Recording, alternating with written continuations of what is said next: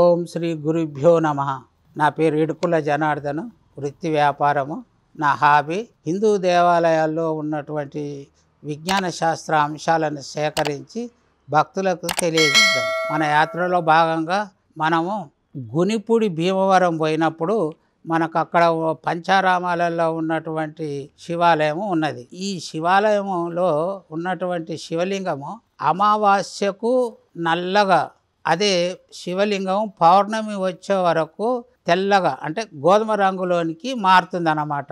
ఇప్పుడు మనకు దక్షిణ ఆస్ట్రేలియాలో ఆయర్స్ రాక్ అనేటువంటి ఒక కొండ ఉంది. అంటే ఆ కొండ మనం చూస్తుంటే వివిధ అంటే మబ్బులు వచ్చినప్పుడు, వర్షం వచ్చినప్పుడు, బాగా ఎండ ఉన్నప్పుడు దాని యొక్క ప్రభావము వివిధ రంగులలో మనకు కనపడుతున్నది. అదేవిధంగా మనకు నల్గొండ జిల్లా ఎర్రబెల్లి గుట్ట ఉన్నది.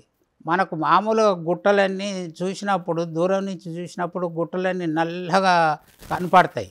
అయితే ఈ గుట్ట మాత్రము మంట, ఎర్రగా మంట వచ్చి ఆ మంట మీద దగదగ అన్నట్టుగా మనకు ఈ కనపడుతున్నాయి. అంటే రాళ్ళల్లో ఉన్నటువంటి ఖనిజాల వలన ఈ విధంగా మార్పులు మనకు కనపడే అవకాశం ఉందని మోడర్న్ సైంటిస్టులు అంటున్నారు.